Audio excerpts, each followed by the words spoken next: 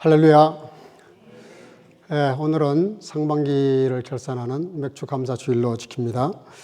귀한 예배 오신 여러분 진심으로 환영하고 또 부득이해서 영상으로 드리는 분들도 환영하고 축복합니다. 우리 옆 사람과 인사하십시다. 잘 오셨습니다. 예배 승리합시다. 하나님은 영이시니 예배하는 자가 성령과 진리로 예배할지니라 하셨습니다. 이제 여러분 모두를 성부와 성자와 성령 이름으로 진심으로 예배 초대합니다. 다 같이 신앙고에 가심으로 주일 예배 시작하겠습니다. 전능하사 천지를 만드신 하나님 아버지를 내가 믿사오며 그 외아들 우리 주 예수 그리스도를 믿사오니 이는 성령으로 잉태하사 동정녀 마리아에게 나시고 본디오 빌라도에게 고난을 받으사 십자가에 못 박혀 죽으시고 장사한 지 사흘 만에 죽은 자 가운데서 다시 살아나시며 하늘에 오르사 전능하신 하나님 우편에 앉아 계시다가 저로서 산자와 죽은 자를 심판하려 오시리라. 성령을 믿사오며 거룩한 공예와 성도가 서로 교통하는 것과 죄를 사하여 주시는 것과 몸이 다시 사는 것과 영원히 사는 것을 믿사옵나이다. 아멘. 자리에 앉으시고 찬송가 34장을 부르시겠습니다.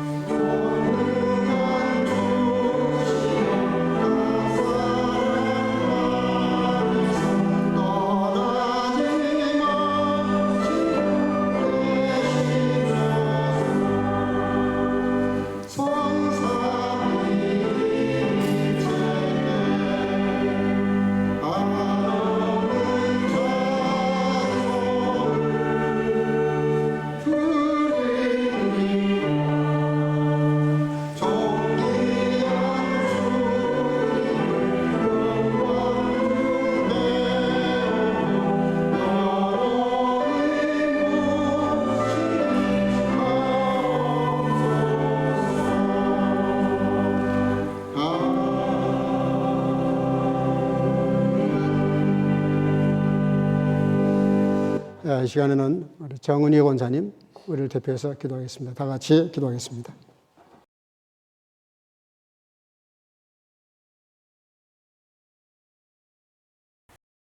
함께 기도드리겠습니다.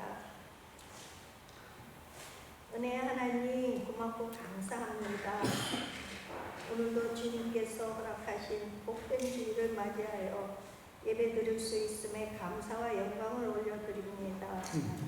거룩한 주일 하나님 앞에 나왔사오니 이곳에 임재하여 주시고 하나님께서 기뻐하시는 예배로 나아갈 수 있도록 인도하여 주옵소서. 한 주간의 삶을 하나님 앞에 회개합니다. 십자가의 보혈로 우리의 죄를 속량하여 주셨음에도 그 은혜를 깨닫지 못하고 세상에 눈이 멀고 귀가 어두워 주님보다 세상을 더 사랑하며 살아왔음을 고백하고 회개합니다. 주님, 어리석은 저희들 불쌍히 여겨주시고 긍휼을 베풀어 주시옵소서. 이 모든 죄를 성령의 불로 태워 깨끗함 주시고 정결케 하옵소서. 오늘 예배는 맥주 감사절로 드립니다. 항상 채워주시는 하나님께 일상의 감사로 일생이 되길 간구합니다. 거룩하고 복된 주일 함께 예배드리지 못하고 병상에서 고통받고 있는 환우분들이 있습니다. 주님께서 친히 안수해 주셔서 병이 치유되고 회복되어 함께 예배드릴 수 있도록 은혜 베풀어 주시옵소서. 저희들 하나님의 뜻이 무엇인지 깨닫게 하시고 말씀을 상하는 갈급한 심령들로 하나님을 온전히 경외하며 찬양하는 귀한 시간 되게 하시옵소서. 말씀만이 길이요 진리요 생명 되신 하나님, 오늘도 다니엘 세우신 우리 목사님 말씀을 증거하실 때 성령으로 기름 부어주시고 능력을 갑절이나 더하사 진리의 말씀, 은혜의 말씀이 선포되게 하옵소서. 선포되는 말씀을 통해 온 성도가 성령받고 세상을 능히 이길 수 있는 힘과 능력을 공급받는 귀한 시간 되게 하옵소서. 하나님께 영광 올리는 성가대의 찬양을 기뻐 받아주시고 교회를 위해 각 부서마다 수고를 아끼지 않는 영상팀과 모든 봉사자들에게 하늘의 신령한 복과 은혜를 내려 주시옵소서. 저희 성도님들 모두가 첫 열매로 끌림받는 주님의 신부 되기를 주님께 간절히 기도드립니다. 하나님 아버지의 장자요 우리의 형제인 이스라엘을 위하여 기도하는 자들로 함께 해주셔서 주님의 계획하신 대로 이스라엘 회복되는 역사가 있게 하옵소서. 역사의 주관자가 되시는 하나님, 마지막 때에 하나님의 위대한 역사의 완성을 위하여 복음의 증거자로 대한민국을 택하여 주시고 수많은 선교사님들을 파송해 주시고 사용해 주심을 감사드립니다. 오늘 이 예배 시작과 끝이 오직 주님께서만 영광 받으시길 간구하며 다시 오실 만왕의 예수님 이름으로 기도드렸습니다. 아멘.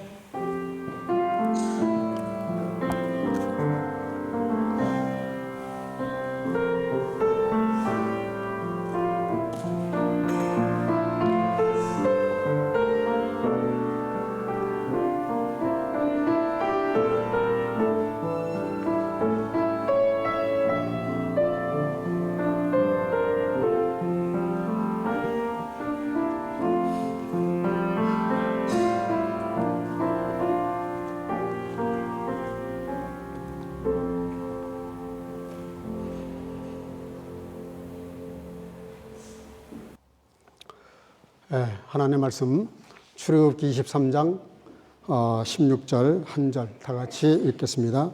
한 목소리로 읽겠습니다. 시작. 맥주절을 지키라. 이는 내가 수고하여 밭에 뿌린 엿의 첫 열매를 거둠이니라. 수장절을 지키라. 이는 내가 수고하여 이룬 것을 연말에 밭에서부터 거두어 저장함이니라. 아멘. 자리에 앉으시고 성가대 찬양을 통해서 하나님께 영광을 올리도록 하겠습니다.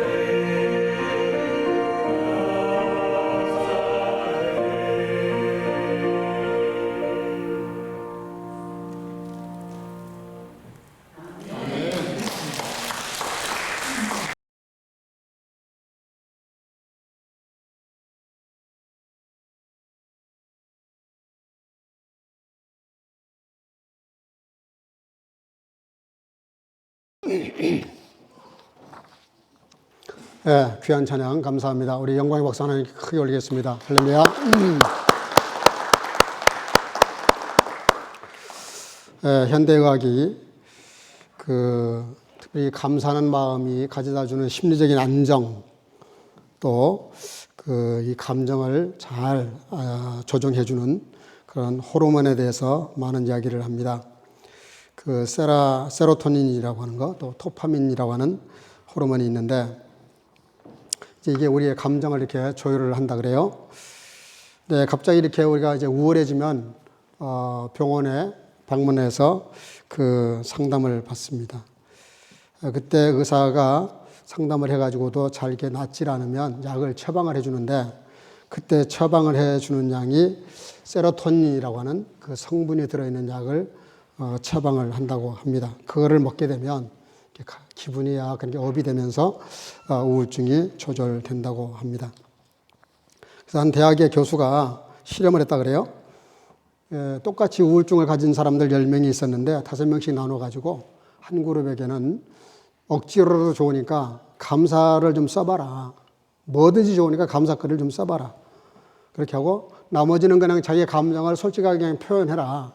이렇게 두 그룹을 나눠가지고 아우프가베를 줬습니다. 그랬더니 정말 마음이 내키지를 않지만 억지로 감사거리를 찾아낸 거예요. 그게 쓰다 보니까 이 그룹들은 몇 주가 지나니 감정이 굉장히 개선이 되고 의미 있는 변화가 생기더라는 것이죠. 그리고 있는 감정 그대로 표현하는 글을 쓰라고 했던 팀들은 더 슐림이 되더래요. 더 안 좋아지는 거예요, 감정이. 그래서 이 현대의학이 이제 이거는 뭐 그냥 심리적인 치료가 아니라 현대의학이 말하는 거예요. 감사하는 마음을 이렇게 극대화했을 때 인간이 어떻게 변화가 되는가. 굉장히 긍정적으로 변화가 되게 되고, 이거는 우리의 생명의 길이, 건강과 직결되어 있다라고 그렇게 이야기를 합니다. 탈무드에서 이렇게 말합니다. 이 세상에서 가장 사랑받는 사람은 다른 사람을 칭찬하는 사람이고, 가장 행복한 사람은 감사하면서 사는 사람이다. 그러니까 여건이 좋아져서 감사도 물론 하겠죠. 근데 감사를 하면서 여건을 이렇게 긍정적으로 만들어가는 사람들이 있어요. 이런 사람들이 가장 행복한 인생을 살더라는 거예요. 타고르라고 하는 시인은 감사의 크기가 행복의 크기다. 그렇게 정의를 했습니다. 하비콕스는 현대인들이 살면서 필요한 모든 것을 소유하고 있지만 감사와 기쁨을 잊어버렸기 때문에 불행하다. 그렇게 진단을 했습니다. 여러분들 잘 아시는 대로 애완동물 가운데 고양이와 개가 있습니다. 강아지가 있어요. 근데 강아지의 특징이 뭐냐면 9가지가 다 섭섭해. 자기 마음에 안 들어. 주인이 영 자기를 마음에 안 들게 해요. 근데 한 번 딱 잘해주면 그 한 번을 기억하고 꼬리를 흔들면서 주인을 잘 따른다는 거예요. 근데 고양이는 그 반대예요. 다 잘해줬는데 한 번 잘못하면 고양이는 삐져가지고 토라져가지고 주인을 쳐다보지도 않는데요. 그게 고양이와 강아지의 다른 점이라고 합니다. 사람들의 마음도 크게 다르지 않는 것 같아요. 평소에 그렇게 잘해주고 좋은 인간관계가 있음에도 불구하고 어쩌다가 뭔가 실수를 하거나 본의 아니게 잘못하게 되면 그 한 번 때문에 시험 들어가지고 생각을 달리하거나 관계를 정리하는 사람들이 있어요. 고양이과에 속한 사람이죠. 그런가 하면 늘 잘해주는 게 없어요. 근데 어쩌다가 한 번 잘해준 것 때문에도 그 고마움을 잊지 않고 끝까지 인간관계를 유지하는 그런 사람들이 있습니다. 동물에게 이렇게 비유를 해서 별로 썩 기분은 좋지 않겠지만 특징이 그렇단 말입니다. 신앙생활도 마찬가지입니다. 우리가 믿는다 그러는데 자꾸 믿음 생활한다 그러는데 믿음 생활을 자꾸 우리가 오해하면 안 돼요. 하나님과 나와의 관계입니다. 관계. 하나님과 나와의 관계를 어떤 신뢰관계로 끌어갈 거냐. 이게 우리 신앙생활의 관건입니다. 잘 그 신뢰관계를 유지하는 사람들은 신앙이 좋은 사람이에요. 근데 이 관계가 시원치가 않아서 별것도 아닌 걸 가지고 하나님으로 원망하고 불신하고 신뢰하지 않으면 그래서 한두 가지 어려운 문제를 당하면 그 많은 성경의 36,500가지가 넘는 축복의 말씀과 나를 향하는 엄청난 것들이 있는데 그거를 부인하는 거예요. 애써서 모른 척하는 거예요. 불신하는 거예요. 그래서 성경은 뭐라고 고면하냐면 오늘부터는 여기 자막이 성경 구절이 뜨면 저와 같이 읽도록 그렇게 하겠습니다. 여러분들 교회 오셨으니까 이때만이라도 성경 한 10구절 정도 되는데 같이 읽으면 좋을 것 같아요. 고린도전서 10장 10절 다 같이.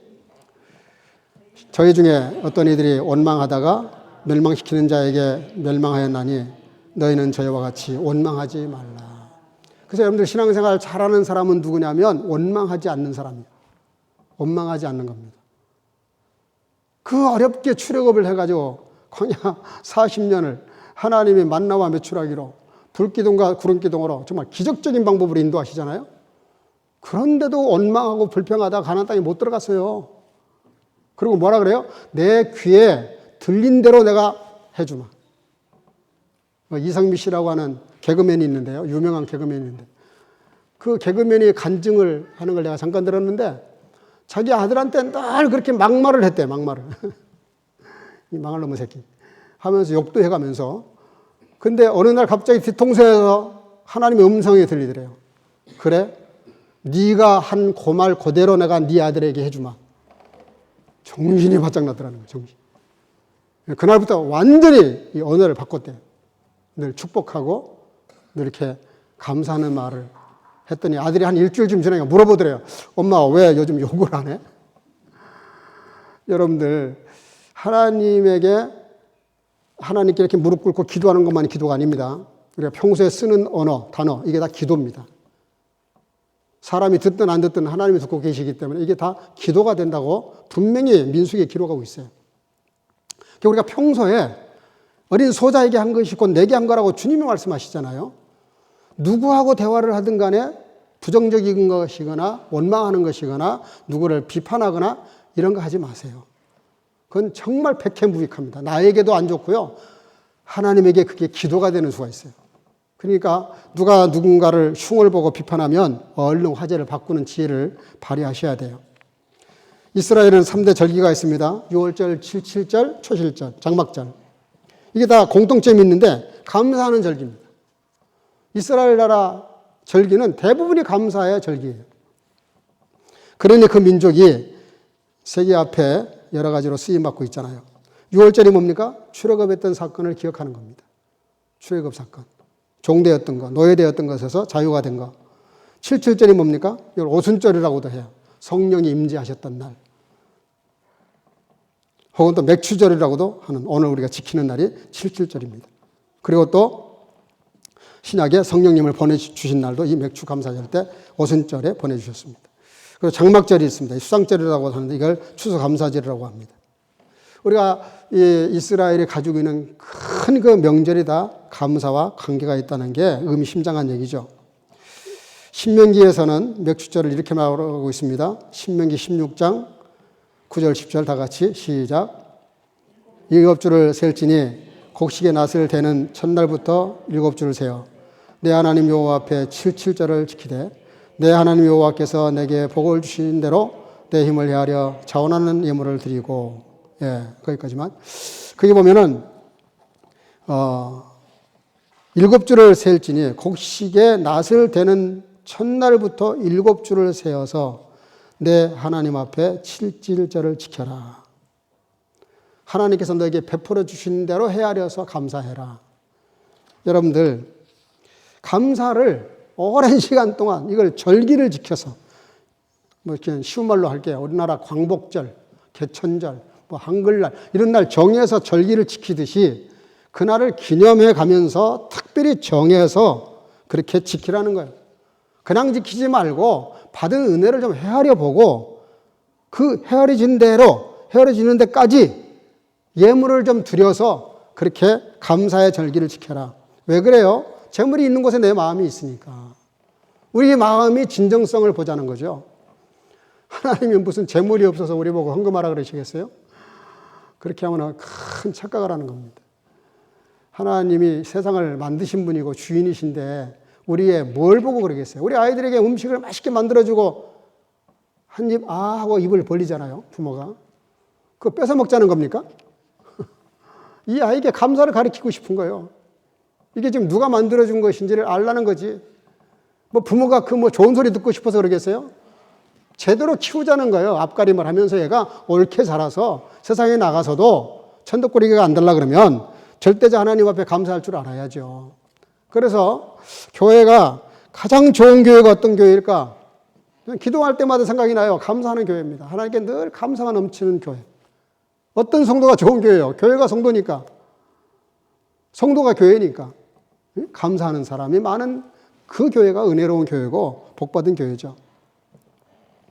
여러분들이 헌금을 하면서도 뭐 교회 헌금해가지고 이 돈이 어디로 쓰이나 뭐 하나 그 다음에 문제고요.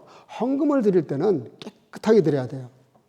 어떤 사람들은 그래요. 교회가 어떤 사업을 하는가 보자.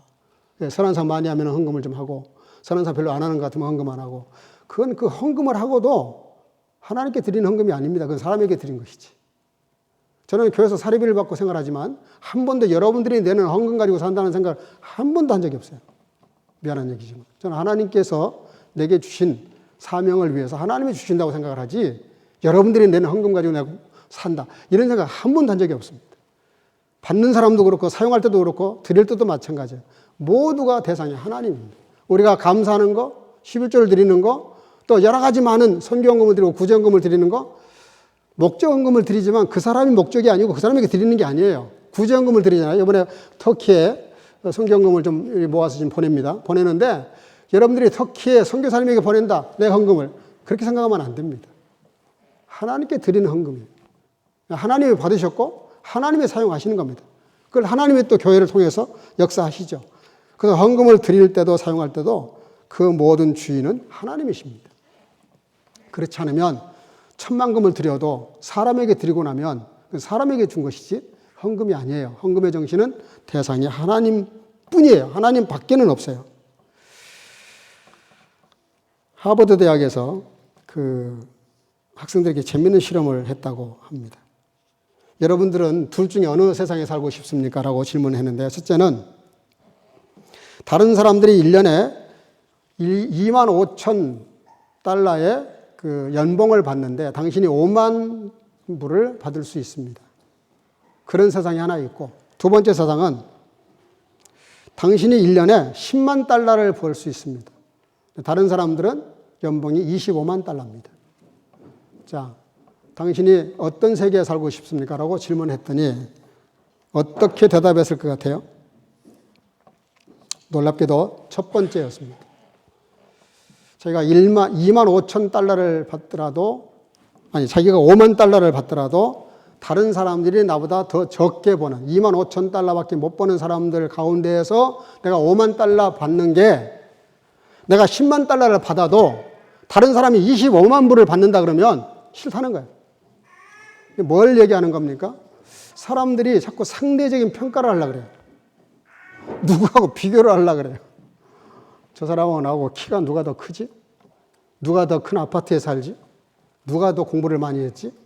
누가 더 부자지? 여러분, 믿는 사람들은 적어도 그 초월하셔야 됩니다. 달란트 비유에서 1달란트, 2달란트, 5달란트. 2달란트, 5달란트 분명히 차이가 엄청나요. 그런데 2달란트 받은 사람이 2달란트 남기고 5달란트 받은 사람이 5달란트 남겼음에도 불구하고 칭찬이 토시 하나 안 틀리고 똑같아요.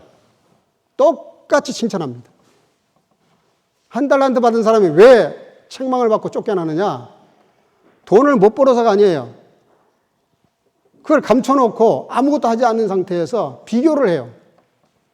그러니까 상대방을 탓을 합니다. 탓을 해요. 주인이 어쩌고저쩌고 하면서 탓을 해요. 그러니까 자기 일에 최선을 안 하니까 다른 사람을 보게 되고 나는 왜 하나지? 저 사람은 둘이고 저 사람은 5인데? 이러니까 비교를 하니까 문제가 되는 거예요. 그러니까 아무것도 안 했다가 주인에게 오히려 그것도 빼앗기고 더 책망을 받고 쫓겨나죠. 근데 2달란트 받은 사람은 자기보다 더 많이 받은 사람이 있어요. 5개 받은 사람이 있어요. 비교하지 않아요. 자기에게 주신 은사 그대로. 쉽게 말할게요. 내게 주신 은사, 내게 주신 여건, 하나님이 내게 주신 것이다. 절대평가, 절대기준. 다른 사람하고 비교해서 하나님은 절대로 상급하시지 않습니다. 그냥 1대1로 절대평가를 하세요. 누구하고 비교하려고 그러지 마세요. 비교를 하면 잘한 사람 보면 열등감 생기고 다른 사람은 내가 잘한 것 같으면 우월감이 생겨가지고 둘 다 좋지를 않아.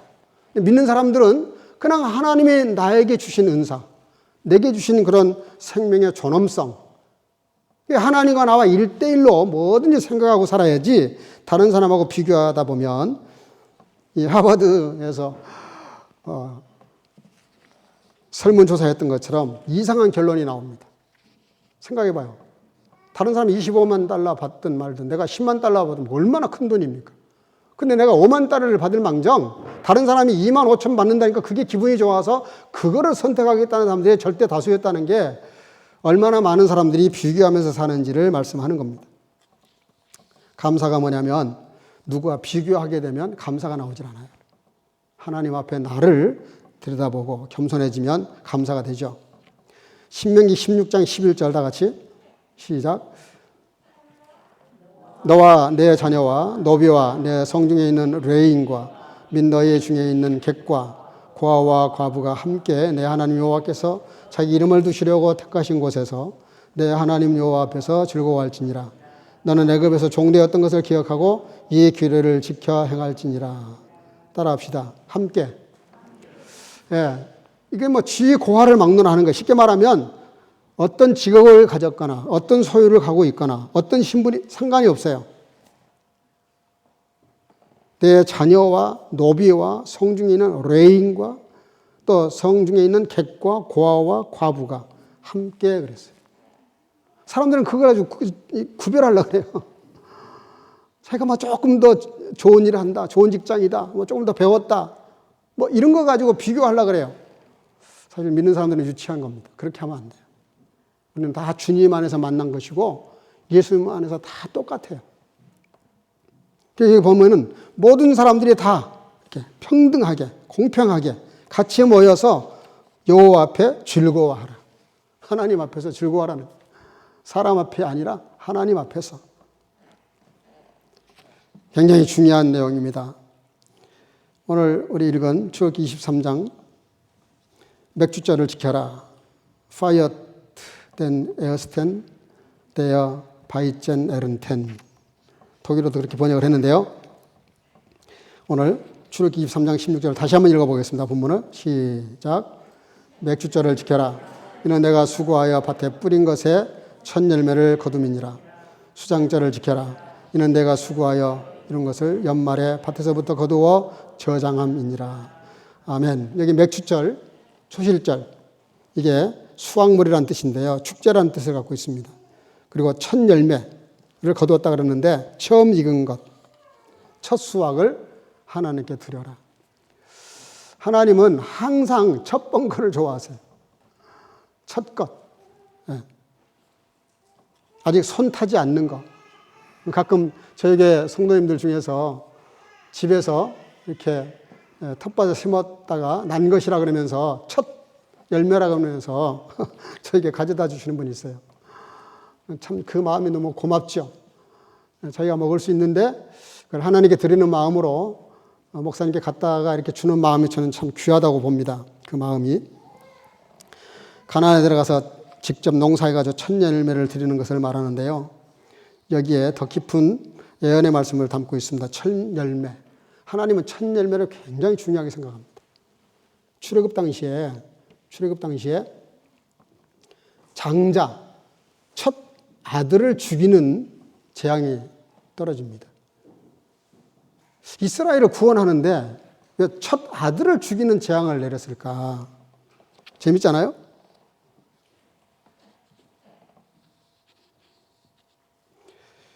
고린도전서 15장 20절 한번 다시 읽어볼까요? 시작. 그러나 이제 그리스도께서 죽은 자 가운데서 다시 살아 잠자는 자들의 첫 열매가 되죠. 예수님이 부활하신 것도 첫 열매라고 말합니다. 성경은. 깊은 상관관계가 있습니다. 예수님이 부활하신 것이 잠자는 모든 사람들 가운데 첫 열매가 되셨다. 그 첫 열매가 드려졌다는 겁니다. 십자가에서. 이게 무슨 얘기냐면 장자를 죽이죠. 장자를 죽일 때 그 죽지 않는 사람들이 있었습니다. 이스라엘 백성들이 낳은 자녀들 중에서 첫째 아들은 그 죽음을 면했어요. 근데 이집트의 사람들은 첫째 아들이 다 죽었습니다. 임금부터 시작해서 노비까지 모든 첫째는 다 죽었어요. 그 이유가 뭐냐 했더니 저기 들어오는 문, 성전 문이 있다 그러면 집이 문이 있다 그러면은 이렇게 문 틀에다가 양을 잡아가지고 피를 뽑아서 그걸 우슬줄 이렇게 해가지고 그것도 발랐어요. 이걸 바른 집은 죽음의 신이 건너뛰었습니다. 그래서 유월절이라 그래요. 유월이라는 게 이게 건너뛰었다는 뜻입니다. 유월절을 지키라는 말은 무슨 얘기냐면 죽음의 신이 너도 죽이려고 했는데 건너뛰었다는 거죠. 그걸 지키는 게 유월절입니다. 예수님께서 유월절 날 전날 그 성만찬 예식을 행하십니다. 깊은 관계가 있어요. 그냥 쉽게 말할게요. 첫 열매가 왜 하나님의 것이냐면 원래 이스라엘 사람들 첫 아들도 죽기로 돼 있어요. 다 죽어야 돼요. 죽어야 되는데 양의 피를 바른 집만 살았단 말이에요. 그 살아난 그것이 누구 때문에 살았어요? 비밀을 알려준 하나님 때문에 산 거죠. 하나님의 방법론 때문에 죽은 거고 죽고 살고 했어요. 근데 그 비밀을 이스라엘 사람들만 알고 있어. 이걸 성경이 말하는 그 미스테리온, 비밀이라. 성경이 말하는 비밀은 헬라어로 미스테리온이에요. 미스테리온. 그래서 미스테리라고 하는 영어가 나왔습니다. 미스테리가 뭐예요? 다 알아요. 다 아는데 또 모르는 거예요. 다 몰라요. 근데 알아요. 아는데 또 몰라. 그게 미스테리야. 야, 그거 참 미스테리한 사건이다. 알 것도 같은데 또 모르겠단 말이에요. 그것을 미스테리라 그래요. 근데 지금 뭔 얘기를 하고 계시냐면 다 죽을 수밖에 없었는데 우리 리온이가 앞으로 우리 교회 목사가 될 겁니다. 자꾸 강대상으로 올라 그래. 지난주는 여기 왔는데 사라지고 없었어요. 나중에 찾아보니까 저 자리에 서 있더라고. 우리 교회 목사님 하나 나오면 좋지. 여러분들, 잠깐. 여러분들, 이게 무슨 얘기 하려고 그러냐면, 첫 거는 내 거라는 말이 그래서 나온 겁니다. 첫 것. 무슨 말인지 알겠어요? 첫 것. 첫 것은 그래서 하나님의 것이라는 거예요. 왜요? 원래 우리가 다 죽을 목숨이었잖아요. 근데 예수님이 십자가에서 내 대신 죽으셨잖아요. 그래서 우리가 살아난 거거든요. 양의 피를 발랐다는 말이 그걸 상징을 해요. 양의 피를 발라서 살아났기 때문에 살아난 이스라엘 사람들의 장자는 하나님의 것입니다. 하나님이 살려주셨기 때문에. 아니었으면 다 죽었던 거예요. 저와 여러분들이 왜 주님의 자녀가 됐냐? 내가 죽을 그 자리에 양의 피를 바른 것처럼 예수님이 십자가에서 죽으셨다니까, 내 대신에. 그래서 저와 여러분들이 산 거예요. 그래서 우리는 누구 거예요? 하나님의 것입니다. 내가 가지고 있는 재물, 내가 가지고 있는 은사, 내가 가지고 있는 그 어떤 것들이 아니라니까? 내 자체가 하나님의 것이에요. 내 자체가. 미가서에서 뭐라 그래요? 내가 무엇을 가지고 하나님 앞에 나아갈까? 천천의 양을 가지고 나갈까? 네? 아니에요. 하나님은 뭘 기뻐하시냐면 나 자체를 기뻐하사 나를 드리는 걸 기뻐한다고. 깨달으시면 하면 저와 여러분들은 내 것이 아니에요. 바울 사도가 뭐라 그래요? 나는 내 것이 아니라는 거예요. 내가 누구 것이 됐어요? 예수님의 핏값으로 산 것이 됐어요. 그래서 우리는 다 주님의 것입니다. 주님의 것. 깨달으시면 하면 우리는 주님의 것이에요. 그러니까 내 시간, 내 재물, 내 모든 은사, 내 생명까지도 다 주님의 것이라니까? 뭘 거기 앞에서 하나님의 교만을 떨어요. 그러면 안 돼요. 하나님 편들 겸손해야 돼요. 우리는 다 주님의 것이에요. 주님에게 달려 있어요. 주님 손에 의해서 우리가 좌우돼요. 그 제가 목회 오래 하면서 깨달은 게 뭐냐면요. 따라합시다. 오직 은혜. 오직 은혜. 여러분, 우리가 하나님 앞에 잘못한 걸로 따지면 당장 당장 벼락을 맞아도 할 말 없어요. 근데 우리가 무슨 은혜로 사냐? 하나님이 우리를 사랑하시는, 그래서 우리를 위해서 아들 예수님을 죽이신 그 사랑 때문에 사는 거예요. 그러니까 여러분들 진짜 진리를 깨달은 사람들이 겸손합니다. 왜? 모든 게 하나님의 은혜인 것을 알기 때문에 그래요.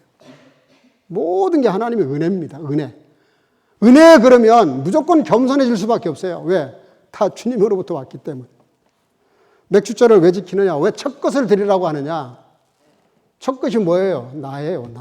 나를 드리라는 거예요. 나를 드리는 것이 첫 것을 드리는 것이고 가장 기뻐하세요. 근데 나를 드릴 수가 없으니까 우리가 예물을 통해서 그 마음을 표하는 거죠. 신명기 16장 12절 다 같이 시작. 너는 애굽에서 종되었던 것을 기억하고 이 규례를 지켜 행할지니라. 이 규례가 77절 맥주절을 말합니다. 그러므로 네가 이 맥주절을 지켜라. 뭐예요? 첫 것을 드리는 것을 지켜라.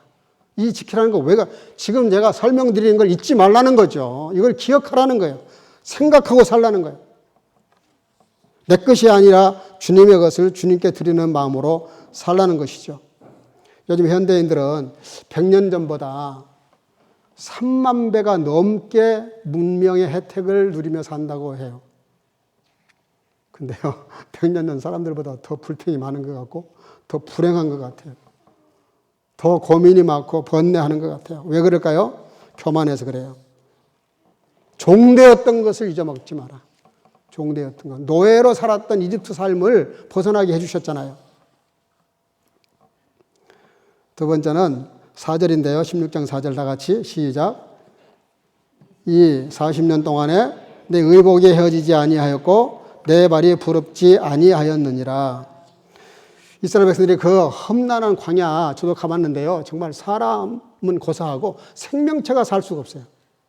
그렇게 험한 것이 광야입니다. 그 제가 유대 광야를 봤는데요. 진짜 풀 한 폭이 없어요. 그 어떻게 이스라엘 백성들이 저기서 40년을 살았을까?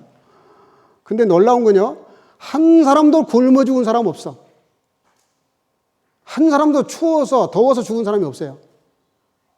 불순종하다가 하나님 말씀을 거역하다가 은혜를 저버렸다가 심판을 받아서 죽은 사람은 있어도 그런 상황에서도 한 번도 너희 의복이 헤어지지 아니하고 내 발이 부럽지 아니했다. 당연히 의복도 헤어지고 의복도 없고 발이 부럽틀 수밖에 없는데 그렇지 않게 무사히 건너갔는데 원망 불평하다가 죽죠. 세 번째는 민수기 9장 22절인데요. 다 같이 시작. 이틀이든지 한 달이든지 1년이든지 구름의 성막 위에 머물러 있을 동안에는 이스라엘 자손이 유진하고 진행치 아니하다가 떠오르면 진행하였으니. 아멘. 말씀 읽고 나면 아멘. 예, 이게 무슨 얘기예요? 낮에는 구름기둥, 밤에는 불기둥을 말씀하고 있습니다. 근데 놀라운 거는 이스라엘 백성들이 어떻게 움직였냐면요. 진을 치고 있다가 거기에 이렇게 하나님의 임재의 상징인 구름이 이렇게 내려와 있어요. 그러면은 움직이질 않아요. 근데 낮에 구름 기둥이 있다가 이게 움직이기 시작하면 얼른 청음막을 걷어가지고 그 구름 기둥이 인도하는 대로 따라갔어요. 밤에는 불 기둥이 가만히 있으면 가만히 있었어요. 움직이면 그걸 따라갔어요. 구름 기둥과 불 기둥으로 인도했다 이 말이죠. 무슨 얘기입니까? 성령께서, 불같은 성령께서 하나님의 인도를 철저히 따랐습니다. 텐트를 치고 거두고 출발하거나 또 거기다가 텐트를 치는 것, 이스라엘 백성들이 자기 마음대로 한 거 아무것도 없어요. 전부 다 하나님이 보여주시는 대로 따라가요. 여러분들, 순종이 그렇게 놓고 보면 쉽지 않아요. 난 가고 싶은데 구름에 가만히 있어. 그럼 못 가는 거예요. 난 가만히 있고 좀 쉬고 싶은데 갑자기 불기둥이 움직여. 그럼 따라가야 되는 거예요. 그게 이스라엘 백성들의 광야 40년 광야 학교의 훈련이었습니다. 왜 하나님이 광야 학교로 내보내시고 그렇게 하시느냐? 성경은 뭐라고 말하냐면 따라합시다. 너희가 순종하는지 아니하는지 내가 보려 함이라. 그래서 교회가 늘 강조하는 게 믿음, 순종입니다. 순종. 목사 말 들으라는 게 아니에요. 성경 말씀을 순종하라는 거예요. 성경 말씀을. 그래서 구름기둥과 불기둥이 더위와 추위를 막아주기도 했지만 길잡이가 되어주시고 우리를 늘 이렇게 인도해 가셨던 거예요. 미국의 노스웨스트 대학의 창설자였던 버트 필드 박사님의 간증입니다. 이번에 한 분은 부흥회를 하러 가셨대요. 부흥회를 갔더니 그 교회에서 제일 어쨌든 교회 가까운 곳에 이렇게 숙소를 잡아 드렸어요. 근데 교회를 오래 나온 의식으로 말하면 장로님, 권사님 댁이었던 것 같아요.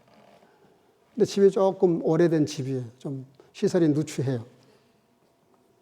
하루 지난 다음에 저릭들이, 집사님들이 그걸 보고 안 되겠다. 조금 시설이 좋은 곳으로 옮겨드려야 되겠다.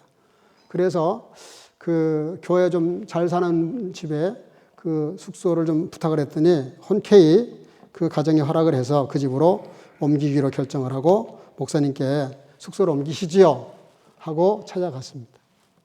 그랬더니 이 버터폴드 박사님이 뭐라 그러시냐면 제가 기도해보고 옮길게요 그러더래요. 교회 집사님들이 당황을 한 거예요. 아니 무슨 숙소 옮기는데 그런 걸 다 기도해보시느냐고. 그냥 옮기시면 되는 거지 뭘 그런까지 기도하시냐 그랬더니 그게 아니라고 저는 늘 주님의 인도를 받는 사람이기 때문에 기도 응답이 없이는 움직이지 않습니다. 이해해달라고 그랬더니 알겠다고. 그래서 이 박사님이 기도를 했는데 기도하는 가운데 말씀이 떠올랐대요.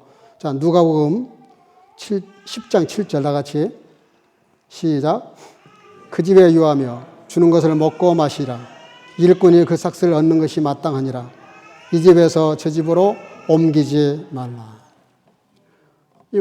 이분이 기도를 하다가 이 말씀이 떠오른 거예요. 그러니까 안 옮겼대요. 저 안 옮기고 그냥 여기서 계속 부흥회 끝날 때까지 있겠습니다. 그랬더니 뭐 그렇게 하시죠 그러면. 근데 놀라운 일이 벌어졌습니다. 10회 마지막 날 하루 전에 옮기려고 했던, 숙소로 옮기려고 했던 좋은 시설의 그 집에, 그분 집사님 집에 장티푸스가 발생을 한 거예요. 근데 이때 당시에 장티푸스에 걸리면 무조건 한 달간 격리였답니다. 그러니까 교인들이 다 놀래버린 거예요.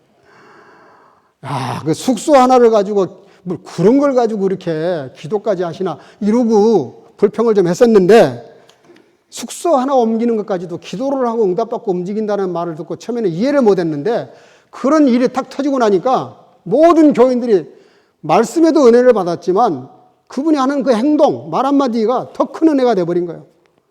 아, 그렇구나. 교회의 일은, 하나님의 일은, 우리가 오고 가는 모든 일들은 기도 응답을 받고 하나님의 음성을 듣고 따르는 것이 맞는 거구나. 큰 은혜를 받았다는 거예요. 여러분들 기도하셔야 됩니다. 기도하셔야 돼요. 뭐든지 일을 놓고 기도하셔야 됩니다. 말하기 전에 기도하셔야 돼요. 저도 가끔 실수해요. 언제 실수하느냐. 기도 안 하고 말을 뱉었다가 즉흥적으로 말을 했다가 실수할 때가 있어요. 그러면 얼마나 창피한지 몰라요. 목사가 돼가지고 그렇게 언변이 가벼워가지고야 제가 저를 자책을 하죠. 여러분들 무슨 일을 하기 전에 반드시 기도할 수 있기를 주의 이름으로 축복합니다. 결론인데요. 맥주철을 잘 지키게 되면 놀라운 약속을 축복을 하셨습니다. 출애굽기 24장 24절 이거는 읽을 필요 없어요. 제가 할게요. 34장 24절 상반절에 내가 열방을 내 앞에서 쫓아내고 그랬어요. 이렇게 첫 것을 주님께 드렸더니 그것이 하나님의 것이 되어서 하나님이 책임을 져주시는데 그게 뭐냐? 내가 열방을 너 앞에서 쫓아내버리겠다. 쉽게 말하면 너를 괴롭히는 것들을 다 제거하겠다 이런 얘기입니다. 두 번째는 24절 상반절인데요. 너의 지경을 넓혀주겠다. 너의 지경을 넓히리니. 넓혀주겠다는 거예요. 쉽게 말하면 이 땅에 살면서도 우리가 그걸 추구하는 건 아니지만 믿음으로 살았더니 물질의 복도 주신다는 거예요. 명예의 복도 주시고. 세 번째는 24절 하반절인데요. 아무 사람도 너의 땅을 탐내거나 엿보지 못하리라. 이게 뭐예요? 아브라함이 약속하셨던 대로 너를 보호하신다는 겁니다. 지난주 수요일 날 공부할 때도 잠깐 얘기했지만 분명히 아브라함이 잘못하죠. 아브라함이 좀 잘못했어요. 그 흉년이 들었다고 이집트에 내려갔다가 그러면 되겠어요? 믿는 사람이 어렵다고 세상식으로 나가면 되겠냐고. 근데 이집트에 내려갔다가 자기 부인이 너무 이뻐가지고 그 바로가 아내로 삼으려고 했다가 호되게 혼나고 얼른 물려주면서 재물을 많이 주죠. 재물을 많이 가지고 오는데 잘못은 아브라함이 했는데 책망은 바로 왕이 받습니다. 제가 그 말씀을 강론하면서 그런 얘기 했어요. 여러분들, 우리가 자녀를 키우면서 보잖아요. 똑같은 잘못을 하지만 다른 사람의 잘못에 대해서는 정말 칼처럼 비판을 합니다, 우리가. 근데 자기 자녀에 대해서는 아무리 잘못해도 내 자녀야. 아무리 잘못을 해도 내 자식은 내 자식이라. 손이 안으로 굽는다고 혹 잘못이 있어도 하나님이 봐주시거나 오히려 다른 걸 더 이렇게 해서 그걸 극복하게 만들려고 애를 써주죠. 환경을 만들어주거나. 그런 것처럼 우리 믿는 사람들은 하나님의 자녀이기 때문에 따라합시다. 나를 끝까지 사랑하신다. 단지 두 가지. 하나님이 나를 끝까지 사랑하시는데 두 가지가 있어요. 첫째는 뭐냐? 기쁨으로 사랑할 수 있고요. 마음 아파하면서 사랑할 수 있고. 둘 중에 하나예요. 그러나 사랑하는 건 변치 않아요. 어떤 경우도 사랑하세요. 끝까지 사랑하세요. 한 번 선택받은 사람, 한 번 거듭난 사람들은 여러분들이 아무리 큰 잘못을 해도 하나님이 절대 버리지 않으십니다. 단지 아픈 마음으로 사랑할 수 있고 즐거운 마음으로, 기쁜 마음으로 사랑하는 것 두 가지만 있을 뿐이에요. 그래서 아무 사람도 너를 탐내지 못하게 하고 너를 해하지 못하게 하겠다. 그리고 욥기서 1장 21절 내가 못해서 적신이 나와 싸운즉 또한 적신이 그리로 돌아갈지라. 주신 자도 여호와시요 취하신 자도 여호와시오니 여호와 이름에 찬송을 받으실지어다. 하루아침에 욥이 큰 환난을 겪었지만 하루아침에 재산이 그 많던 사람이 그 많은 재산이 하루아침에 다 날아갔음에도 불구하고 욥은 마음에 변함이 없어요. 그게 뭡니까? 욥의 그 환난이 우리에게 주는 교훈이 뭡니까? 예수를 잘 믿어도 환난이 있을 수 있지만 그 경우는 어떤 경우냐면 우리의 인격, 우리의 존재를 이렇게 높여주시기 위해서 조금 더 존귀한 자로 만들어 주시려고 때로 환난도 주신다는 거예요. 그래서 나중에 욥이 어떻게 돼요? 갑절의 복을 받습니다. 잃었던 것 배로 나중에 다 돌려주세요. 그 자녀들이 전국에서 그 자녀 같은 아이들이 없을 만큼 아름다운 자녀들도 다시 주세요. 다 다시 돌려주십니다. 그 사이에 뭐가 있는 거예요?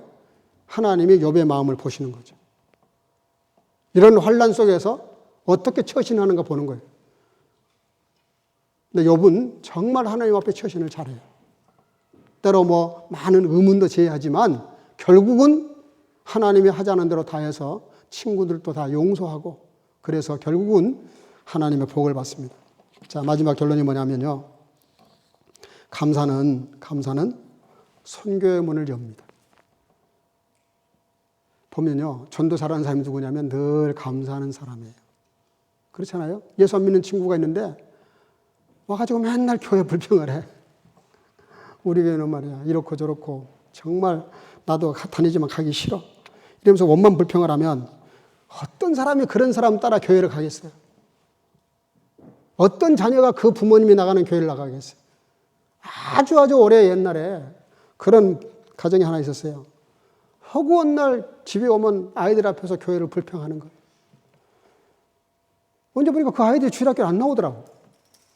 아니, 알아보니까 이 부모님이 너무 집에서 불평을 많이 하는 교회에 대한 불평을. 그러니까 그 아이들이 하루는 정식으로 얘기하더래요. 엄마, 아빠, 나 앞으로 교회 안 나가. 왜? 아니, 엄마, 아빠 맨날 하는 소리가 교회 불평 원망인데 엄마, 아빠는 도대체 그렇게 불평하고 원망하고 그렇게 마음에 안 드는 교회를 왜 나가? 내가 볼 땐 정상이 아니야. 그러더래요. 부모가 그냥 쇼크를 먹은 거예요. 그것 때문에. 근데 봐요. 누가 전도하고 선교합니까? 힘들고 어려워요. 그런데도 늘 감사가 끊이질 않아요. 찬송이 끝나질 않아요. 늘 하나님께 감사해요. 그거를 보는 친구가 뭐라고 생각하겠어요? 야, 이 친구 나가는 교회 한번 나가보고 싶다. 어떻게 신앙생활을 하길래, 어떤 목사가 어떻게 목회를 하길래 이런 어려운 중에도 감사를 할까? 궁금하지 않겠어요? 집에서도 마찬가지죠. 자녀들이. 분명히 교회가 어려운 일이 좀 있는 것 같고 부모님이 힘든 것 같은데 감사를 해요. 그러면 그 아이가 뭘 배우겠어요? 아, 진짜 우리 엄마 아빠 믿음이 대단하구나. 그러지 않겠어요? 힘들고 어려울 텐데 이런 속에서도 감사를 하다니. 사도행전 16장에 보면 바울과 실라가 전도하다가 귀신 들린 사람 쫓아냈는데 그것 때문에 실컷 얻어맞고 감옥에 갇혔을 때 뭐를 해요? 아니 실컷 죽어가는 사람, 미친 사람 살려줬더니 이렇게 사람을 두들겨 패고 감옥에 넣을 수 있냐? 불평을 했더라면 그걸로 끝나는 거예요. 빌립보 교회는 끝난 겁니다. 근데 거기서 찬송을 하고 하나님께 영광을 드러내니까 옥문이 움직이더니 옥토가 움직이더니 착고가 다 풀려나가고 그리고 나중에 탈출할 수 있는데 탈출도 안 해요. 왜? 그러면 이 간수가 대신 죽을 것 같으니까 그냥 다시 들어가요, 감옥에. 나중에 간수가 어떻게 해요? 집에 데려다가 상처를 치료해주고 우리 또 예수 믿겠다. 전도가 되고 선교가 되고 그래서 빌립보 교회가 생긴 겁니다. 여러분 전도 선교가 감사할 때 나오는 거예요. 마지막에 뭐냐면 요한복음 11장 41절 아버지여 따라합시다. 내 말을 들으신 것을 감사하나이다. 죽은 나사로를 놓고 하신 예수님의 기도예요. 죽음을 눈앞에 두고도 감사하시는 예수님 때문에 죽은 자가 살아나오잖아요. 무슨 얘기 하려고 그러는지 아시죠? 감사는 죽은 자도 살린다니까. 막힌 전도의 선교의 문이 다 열려요. 그리고 무엇보다 내가 행복해요. 그렇잖아요. 감사하는 마음보다 행복한 게 어디 있어요. 불평하는 사람보다 더 지옥이 어디 있겠어요. 그러니까 불평한 게 다양한데 욥은 불평해도 절대로 잘못한 게 아닙니다. 죄송하지만 저는 더 불평했을 거예요. 어떻게 내가 주의 종인데 이런 환난을 나한테 주십니까? 불평할 수밖에 없죠.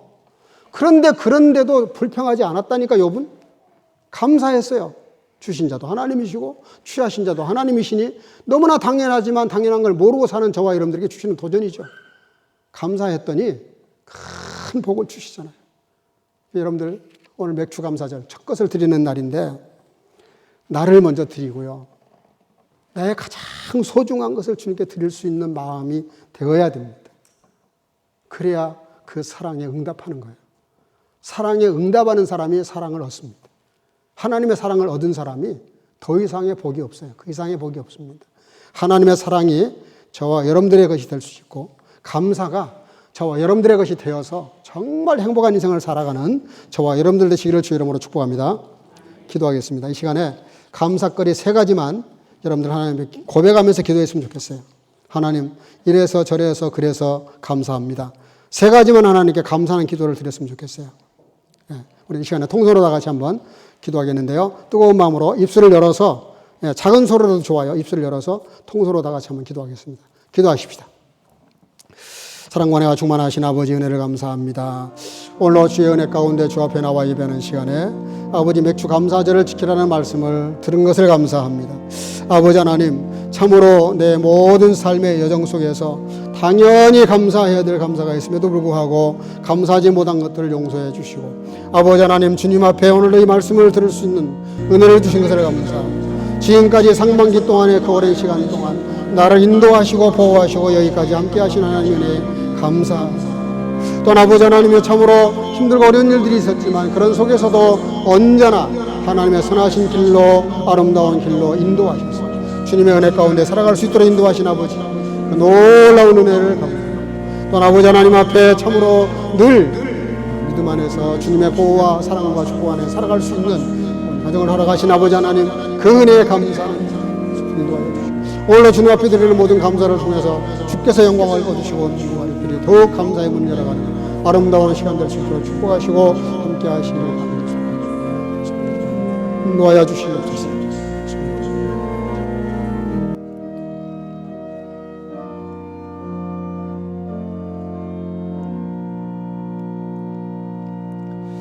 사랑과 은혜가 충만하신 아버지, 우리가 헤아려 보면 감사할 것이 너무 많이 있는데 우리가 오히려 불평거리를 찾아서 불평할 때는 없었는지 반성하고 회개하면서 우리 온 성도 가족들이 감사의 사람이 되게 하시고 감사 체질의 사람이 되게 하시고 감사함으로 행복의 문을 열어갈 수 있도록 축복해 주실 줄로 믿사옵고 예수님의 이름으로 기도하옵나이다. 아멘. 307장을 부르면서 준비하신 예물을 드리도록 하겠습니다.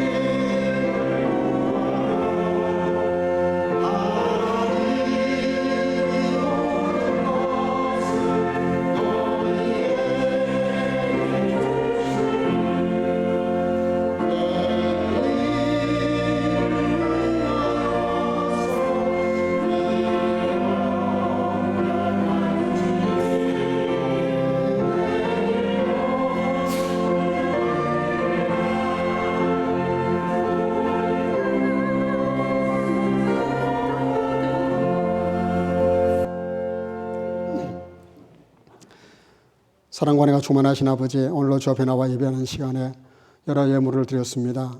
첫 예물로 11조를 드리는 성도들, 또 아버지 여러 가지 일들을 헤아려 아버지 하나님의 은혜에 감사해서 감사 예물을 드리고 맥주 감사 주일헌금을 드리는 주의 자녀들, 또 아버지 하나님 선교와 구제와 여러 제목을 통해서 또 지정금을 드리는 성도들, 또 주 앞에 나와서 대면으로 예배드리며 주일헌금을 드리며 여러 예물을 드리는 성도들, 혹은 온라인으로 예물을 드리는 성도들, 또 어린 생명들 다 기억하시고 하나님 그 중심을 보시고 중심대로 갚아주셔서 차고 넘친 인생을 살아갈 수 있도록 인도하시되, 그렇지 않는 삶보다 더 차고 넘친 인생을 살아가도록 주께서 각별하게 은혜해 주시고 축복하시고 함께 하시기를 간절히 소원하옵고, 오늘로 주 앞에 모든 예물을 드리는 이 예물이 가 닿는 곳마다 주의 복음이 힘있게 증거되어지며 하나님의 나라가 전파되어지며 사역이 아름답게 이루어지도록 오병이어로 사용해 주시기를 간절히 소원하옵고 예수님의 이름으로 축복하고 봉헌하며 기도하옵나이다.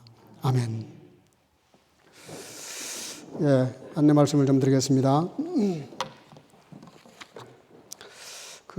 오늘 이렇게 맥주 감사절 대면 예배에 나오신 여러분 감사하고, 또 부득이해서 영상으로 드리는 분들도 몇 분 계시는데 축복합니다.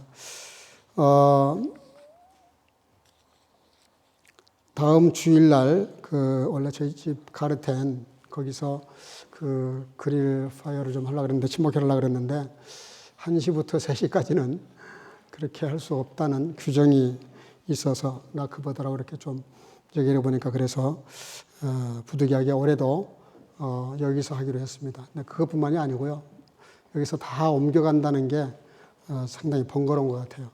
또 거기 파킹장이 없어서 차를 가주시는 분들은, 또 저도 파킹이 어려서 한 대다 이렇게 대놓고 들어오는데 너무 번거로운 것 같습니다. 차라리 그냥 저희 가르텐에 기계를 가져와서 여기서 하는 것이 더 좋겠다. 그리고 1년에 한 번이니까 제가 저희 가정이 이 고기를 이렇게 공개하고 싶어요. 그래서 한번 이렇게 가르텐에서 하려고 했던 건데, 장소의 여건상 다음 주 여기서 하도록 하겠습니다. 또 만약에 우천시 또 이렇게 자리 있으니까 이게 좋은 것 같아서 이 안에서 고기를 굽고 뒤에 잔디밭에서 그릴 친목회를 하도록 그렇게 하겠습니다. 좀 평소에 안 나오는 분들, 아니면 또 전도하고 싶은 분들 계시면 다 좀 모시고 나오세요. 그래서 다음 주에 그릴 파티를 하겠습니다. 우리 권사님들이 자꾸 뭐 이렇게 도와주시려고 한다는 제가 소리를 들은 것 같은데, 그렇게 하지 마시고요. 1년에 한 번 하는 거니까 저희가 이렇게 하도록 하고, 혹 다른 것 조금 이렇게 도와주는 건 괜찮지만 저희가 한번 좀 섬길 수 있도록 기회를 주시면 고맙겠습니다. 지난번부터 강구했습니다만은 7월, 8월 2달간 성경 다독 대회를 합니다. 하여간 오디오로 들으신 것도 다 인정해요. 길을 가면서 듣든 주무시기 전에 길을 듣든 다 인정합니다. 그러니까 최대한으로 많이 읽으세요. 오늘 주일학교 교사회를 했는데 주일학교 유초등부, 중고등부 다 동참하기로 했어요. 그래서 전 교인이 성경을 많이 읽도록, 방학 동안에 성경을 많이 읽도록 그렇게 하겠습니다. 성경을 많이 읽는 사람들 1, 2, 3, 4등까지 이렇게 뽑아서 상을 드리고, 읽기만 해도 장상을 드리도록 그렇게 해서 상을 잔뜩 준비를 하겠습니다. 하늘의 상급이라고 생각하시고 열심히 성경을 읽을 수 있기를 바랍니다.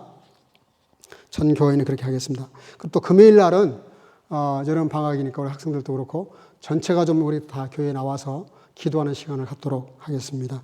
요즘 점점 더 많이 나오기 시작하시는데 더 많이 나오셔서 금요일 날 기도할 수 있기를 바랍니다.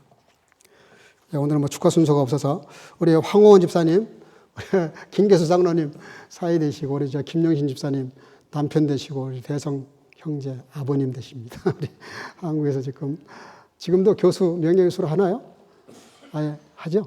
예, 지난번에 은퇴를 했지만 명예교수 하는 걸로 알고 있어요. 잠깐 인사할까요, 우리 저 뒤에? 네, 반갑습니다.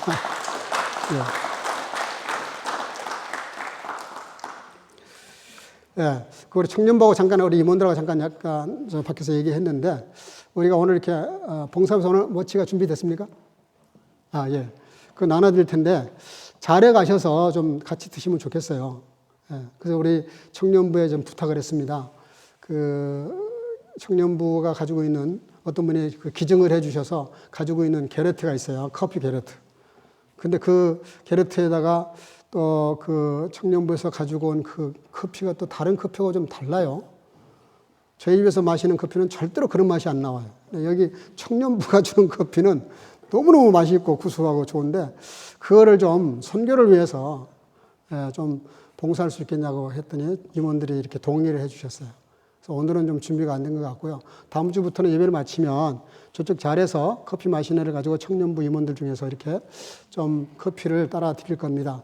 그러면 선교 헌금한다는 생각하시고 그 뭐 주일날 장사할 수는 없으니까 헌금한다고 생각하시고 스펜드를 좀 해주시면 그걸 모아서 청년부 사역이나 선교를 위해서 사용하도록 그렇게 하겠습니다. 그래서 오늘은 그냥 물을 마시면서 저쪽에서 그 교제를 나누어 주시면 좋겠습니다.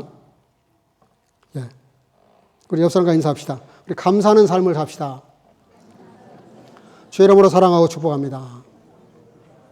예.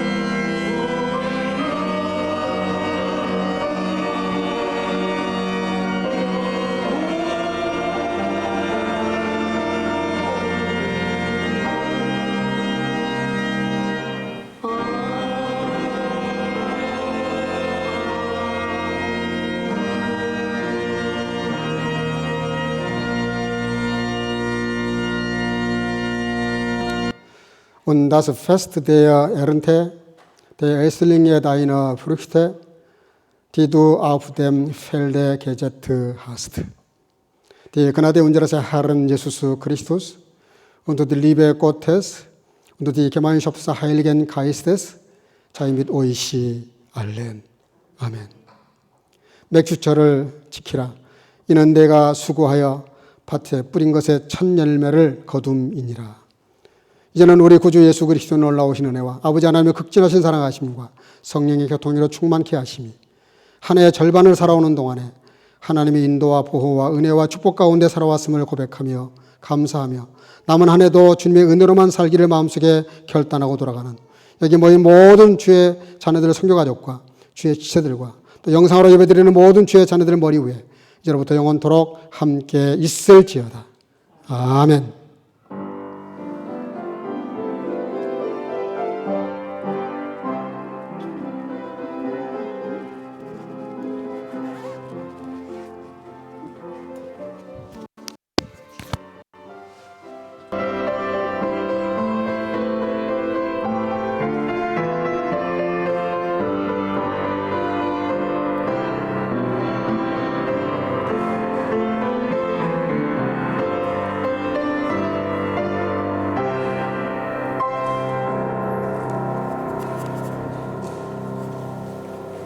예, 모든 예배 잘 마쳤습니다. 우리 한 분도 빠지 마시고 옆에 잘로 가셔서 떡을 같이 좀 나눌 수 있으면 좋겠습니다. 우리 하나님께 영광의 박수 올리겠습니다. 할렐루야.